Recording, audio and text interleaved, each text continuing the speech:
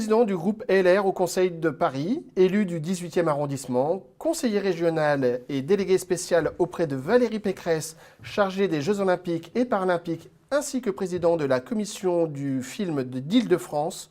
Nous accueillons aujourd'hui Pierre-Yves Bournazel. Bonjour. Bonjour. Et bienvenue donc dans ce 7e Sportus Politicus pour nous parler de sport, de vous et de politique. Alors, in speculo, c'est regarder dans ce miroir, dans le miroir digital. Je vous invite donc à vous rapprocher de ce miroir digital. Alors, que voyez-vous?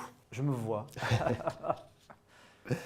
Vous voyez donc un homme dont 2017 sera une année particulière, j'imagine? 2017, c'est une année essentielle quand on est engagé en politique, d'abord parce qu'il y a une élection présidentielle. Mais je vous rassure, je ne suis pas candidat à cette élection présidentielle, ni en plan A, ni en plan B, mais modestement candidat aux élections législatives dans ma 18e circonscription dans laquelle je vis et à laquelle je suis fidèle. Et pour l'amoureux du sport que vous êtes, c'est aussi une année particulière, j'imagine? Alors, c'est encore plus important. J'allais dire que notre propre cas de figure, c'est le 13 septembre 2017, parce que je suis très engagé pour Paris 2024. Et le 13 septembre 2017, à Lima au Pérou, nous aurons enfin la décision de la ville qui sera retenue, j'espère, de tout mon cœur, Paris. Et le 31 août 2017, il y a une petite date particulière, peut-être? Oui, c'est une date singulière. C'est mon anniversaire. Bon, c'est un cap, je crois. Ça sera un cap, 40 ans, oui. Voilà. Et alors, vous êtes plutôt football ou tennis? J'aime bien les deux, mais j'ai pratiqué le tennis lorsque j'étais collégien et lycéen.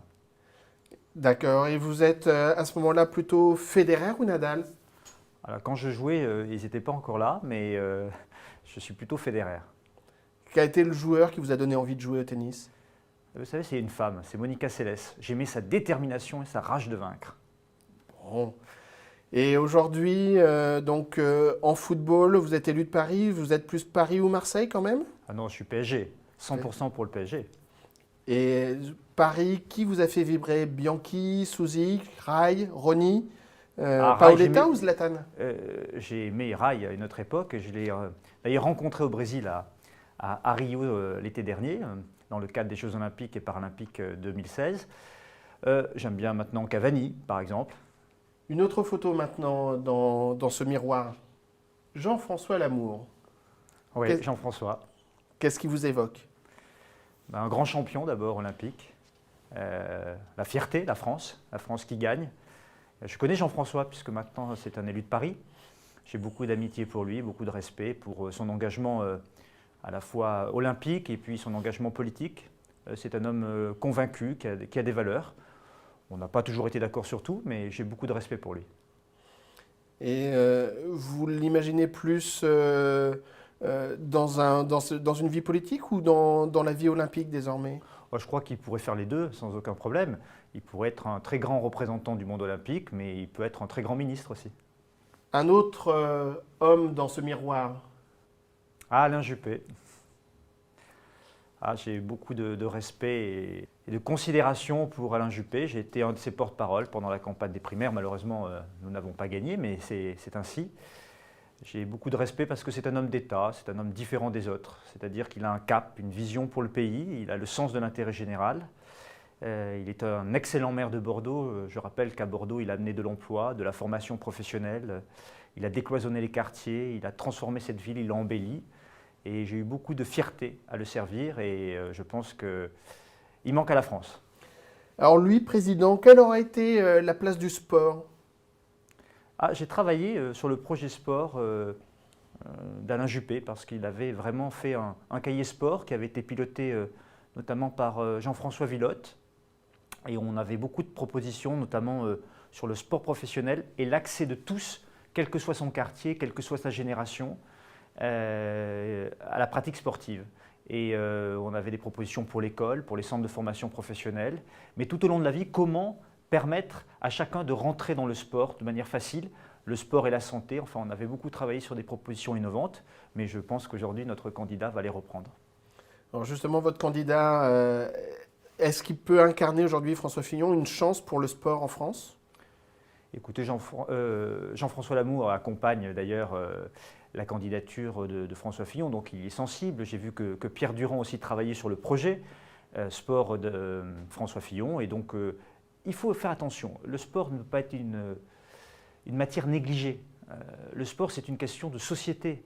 Je parlais tout à l'heure du sport professionnel, il faut qu'on soit extrêmement performant. Donc on doit se mettre au niveau, on a encore des choses à faire pour progresser. Sur l'exemple britannique, par exemple, qui a conquis en 10 ans de nombreux secteurs et a gagné beaucoup de médailles. Et puis en même temps, on doit avoir une vraie politique offensive pour permettre à chacun d'accéder au sport. Et là, je crois que c'est une vision transversale. Et moi, ma proposition que je veux faire là, c'est que je crois que le prochain président de la République, quel qu'il soit, dans son gouvernement doit avoir un ministre délégué au sport, qui ne soit pas un simple secrétaire d'État, mais un ministre délégué directement rattaché au Premier ministre et en charge de toute la politique du sport dans tous les domaines de la société. Voilà. Parce que ça touche à la santé, ça touche à l'école, ça touche à la compétition. Donc on doit avoir un ministre transversal qui a la capacité de travailler à la fois avec Bercy, le ministère des Finances, avec le ministère des Affaires sociales, l'éducation, etc. Alors justement, parce que c'est un sujet transversal et vous avez tout à fait raison de le dire, pourquoi le sport est-il si peu présent dans les débats politiques d'une façon générale? C'est vrai, je le regrette et on l'avait lancé avec Alain Juppé. Je souhaite qu'on parle du sport, qu'il y ait des propositions sur la table pendant cette élection présidentielle.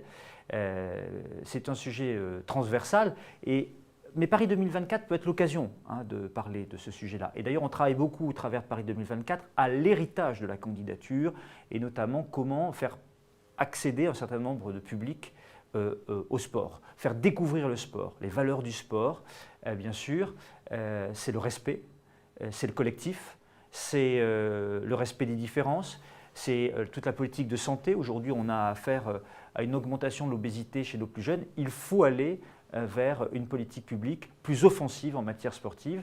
Et je crois qu'il faut mettre sur la table, dans la présidentielle, un certain nombre de propositions qui seront très utiles pour l'avenir de la jeunesse. Alors justement, parlons politique publique du sport, à commencer donc par les Jeux Olympiques et la candidature de Paris 2024. Je vous invite donc à rejoindre le pupitre. Ah, Valérie Pécresse. Oui, donc le sport dans le Grand Paris avec cette candidature ou l'Expo universelle 2025, quelle est pour vous, vous élu du Grand Paris, l'enjeu? Écoutez, on peut accueillir évidemment les deux. Moi, Valérie Pécresse a souhaité me confier pour la région Île-de-France le soin de travailler sur la candidature de Paris 2024, puisque la région est cofondateur avec l'État, le monde sportif et la ville de Paris de cette belle candidature. Je travaille très bien avec Anne Hidalgo, comme avec l'État, les partenaires économiques, et puis surtout le monde sportif. Cette candidature, je tiens à le souligner, est portée par Tony Estanguet et Bernard Lapassé, qui sont deux coprésidents vraiment très actifs, très performants, très impliqués. Et ils sont une chance pour nous, pour gagner. Et puis nous, on est en soutien politique, en soutien évidemment financier, mais aussi en soutien stratégique. Et cette candidature, elle est unitaire, quelles que soient les sensibilités, l'État, les collectivités, le monde économique. Tout le monde soutient cette candidature parce que d'abord, elle est sobre sur le plan financier. 95% des équipements existent déjà. On a beaucoup travaillé sur l'héritage de la candidature, sur l'accès aux pratiques sportives, le village des médias et le village olympique qui seront transformés en écoquartiers extrêmement exemplaires sur le plan écologique, sur le plan économique et sur le plan du logement. Et puis nous, à la région Île-de-France, on va porter le projet des transports les plus performants au monde grâce au Grand Paris Express, qui va être le métro le plus rapide au monde, le plus accessible, qui va relier les grands bassins économiques aux grands bassins de la population de l'Île-de-France, du nord au sud et d'ouest en est, et qui va évidemment desservir aussi les zones olympiques et notamment les lieux de compétition. Cette problématique des transports en Île-de-France, elle existe avec ou sans les Jeux, mais pour que monsieur et madame tout le monde comprennent bien, si on n'avait pas les Jeux, ça décalerait de quoi? De 10-15 ans, ce genre d'investissement? Ce projet, on le porte. Qu'on ait ou pas les Jeux, on le porte. Mais les Jeux sont quand même un accélérateur des politiques publiques parce qu'en fait, vous avez tous les partenaires autour de la table. Je le dis, l'État, la ville, la région, on peut y ajouter les autres collectivités et puis le monde économique. Et ensemble, on avance. On avance plus vite et je crois que c'est vraiment un projet d'intérêt général. C'est le plus grand événement au monde, donc il faut avoir la fierté d'accueillir ce plus grand événement, d'avoir cette chance-là, cette responsabilité-là.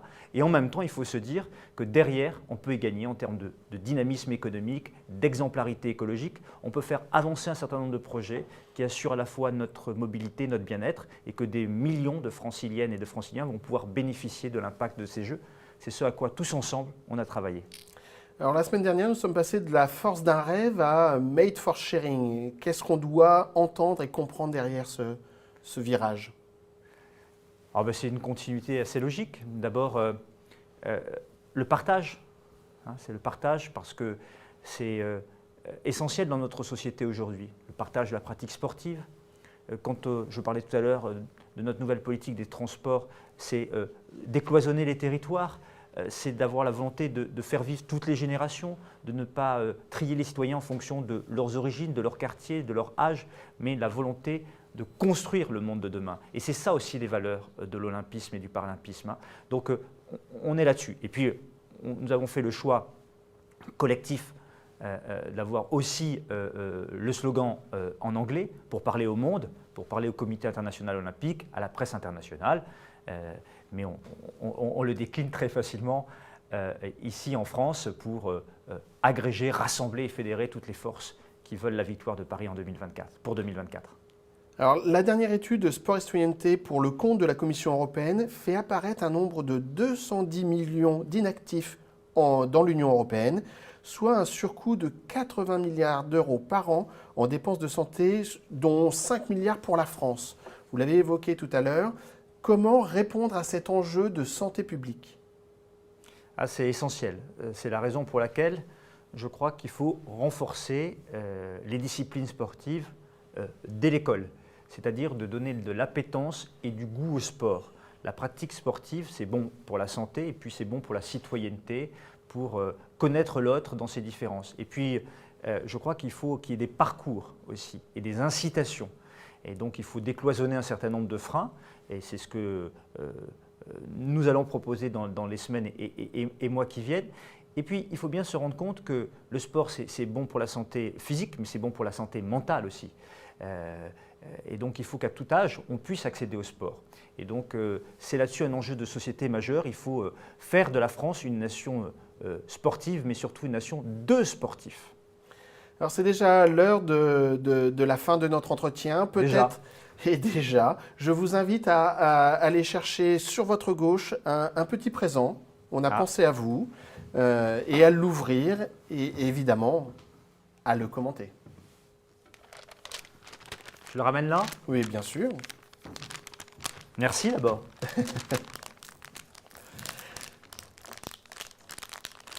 Elle est bien scotchée. Hein. Oui, on a travaillé fort. C'est un ouvrage, sans trahir...